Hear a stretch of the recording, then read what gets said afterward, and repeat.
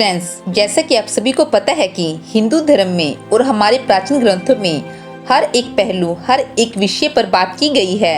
हमारे प्राचीन ग्रंथ भारत में ही नहीं बल्कि पूरे विश्व भर में प्रसिद्ध हैं और इनका सम्मान भारत में ही नहीं बल्कि विदेशों में भी किया जाता है।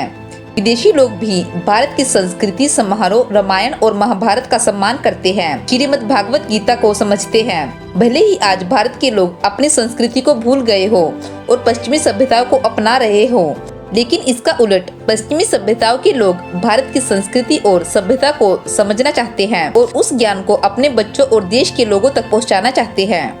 क्या आपको पता है कि सऊदी अरब में स्टूडेंट्स के नए करिकुलम में रामायण और महाभारत को शामिल किया गया है, यानी उनको अब रामायण और महाभारत भी पढ़ाया जाएगा। सऊदी अरब में शिक्षा क्षेत्र के लिए प्रिंस मोहम्मद बिन सलमान के विजन 2030 के तहत तमाम देशों के इतिहास और संस्कृति को अध्ययन में शामिल किया जा रहा है। यह कितनी खुशी की बात है कि हमारे देश के महत्वपूर्ण ग्रंथ रामायण और महाभारत को सऊदी अरब के देशों में शिक्षा के क्षेत्र के लिए पढ़ाया जा रहा है। हमारे देश के ज्ञान को और ग्रंथों को विदेशों में कितनी अहमियत दी जा रही है, यह हमारे लिए बहुत ही गर्व की बात है।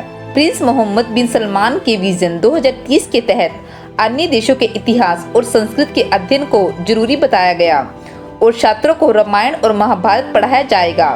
इसके पीछे की वजह ये बताई गई है कि ये अध्ययन विश्व स्तर पर महत्वपूर्ण भारतीय संस्कृति जैसे योगा और आयुर्वेदा पर ध्यान केंद्रित करेगा। और ये बात आप सब भी जानते हो कि भारत देश प्राचीन काल से ही संस्कृति से संपन्न देश है। यहाँ पर योगा, आयुर्वेदा, मेडिटेशन प्राचीन काल से ही प्रचलित है, क्योंकि प्राचीन काल से ही हमारे देश के ऋषि मुनि तपस्या, योग साधना और आयुर्वेदा में विश्वास रखते थे। यही बात हमारे ग्रंथों में बताई गई है, जो आज तक लोगों का मार्गदर्शन कर रही है। इस बात की महत्वता को विदेशी लोग भी समझने लगे हैं। नए विजन 2030 में अंग्रेजी भाषा को भी अनिवार्य कर दिया गया है।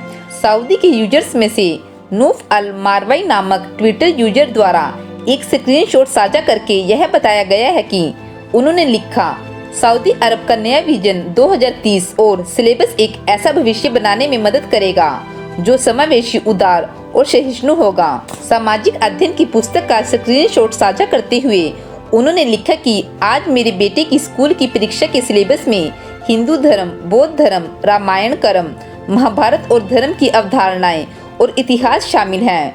मुझे उसके अध्ययन में मदद करने में मजा आया।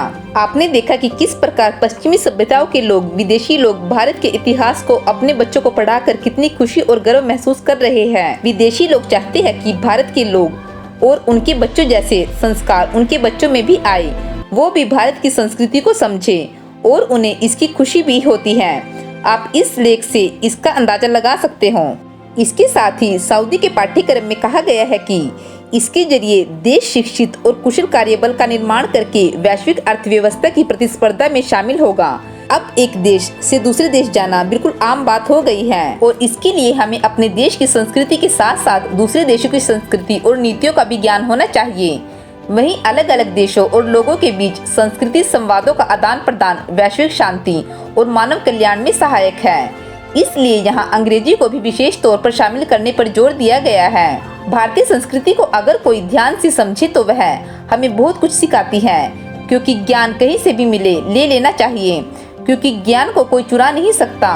और सिर्फ बात यही नहीं है कि हमें एक ही चीज के पीछे भागना चाहिए, हमें भारत की संस्कृति का सम्मान करते हुए अपने बच्चों को इसकी महानता बतानी चाहिए, रामायण और महाभारत की महानता बतानी चाहिए। मुझे लगता है हमारी आज की पीढ़ी रामायण और महाभारत जैसे ग्रंथों पर कम, विदेशी और उनके कल्चर पर बहुत ज्यादा ध्यान देने लगी है, उनकी शिक्षा नीति पर बहुत ज्यादा जोर देने लगी है। और इसमें से कुछ हद तक हम भी जिम्मेदार हैं, जो अपने बच्चों को खुद ये सब बातें नहीं बताते। भारतीय संस्कृति में कितना ज्ञान छिपा हुआ है, जो ज्ञान इन ग्रंथों में है, जो पाठ इन ग्रंथों में पढ़ाया गया है, शायद दुनिया के किसी भी कोने में देखने को नहीं मिलेगा। और जब तक हम इनको पढ़ेंगे नहीं, समझेंगे नहीं या सुनेंगे नहीं, तब तक हमें इनका ज्ञान नहीं होगा और हमें पता नहीं चलेगा कि यह क्या चीज है।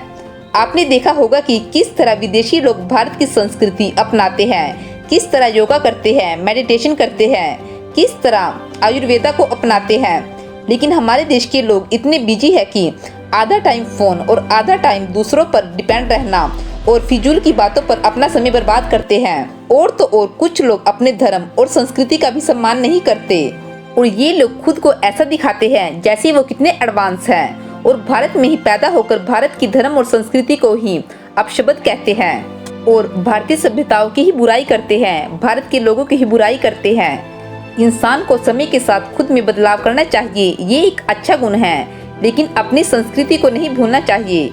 आज का युग भले ही वैज्ञानिक और आधुनिक दौर हो, पर इंसान को हमेशा से ही एक सुकून और शांति की तलाश रही है, जो सिर्फ भारतीय परंपरा संस्कृति के अनुसार ध्यान यानी मेडिटेशन से ही संभव हो सकती है। जिन्होंने मेडिटेशन को समझा है, जिन्होंने मेडिटेशन किया है। तो फ्रेंड्स, जिस तरह विदेशी लोग भारत की संस्कृति को अपना रहे हैं, उनके ग्रंथों को समझ रहे हैं, आप भी अपने देश की संस्कृति को समझें, अपने बच्चों को उस संस्कृति से, उन धर्म ग्रंथों से अवगत कराएं जिन्हें आज तक वो नहीं समझ पाए हैं। फ्रेंड्स, मुझे तो भारतीय होने पर बहुत गर्व है और आप सभी से भी यही आशा करती हूँ कि आप अपने बच्चों को विदेशी ज्ञान के साथ साथ भारत देश के गौरव और संस्कृति का पाठ पढ़ाएं, जिससे देश के प्रति उनकी सोच बदले और वो नई नई खोजें करके भारत के लिए ही कुछ अच्छा सोचें और भारत देश का गौरव यूं ही बढ़ाते रहे। तो फ्रेंड्स, आज की वीडियो में बस इतना ही। फ्रेंड्स, आपको यह वीडियो कैसी लगी हमें कमेंट करके जरूर बताइए और हमारी वीडियो को लाइक और शेयर करना ना भूलें। और अगर आप मेरे चैनल पर नए हैं तो प्लीज़ मेरे चैनल को जरूर सब्सक्राइब कर दें। Thanks for watching.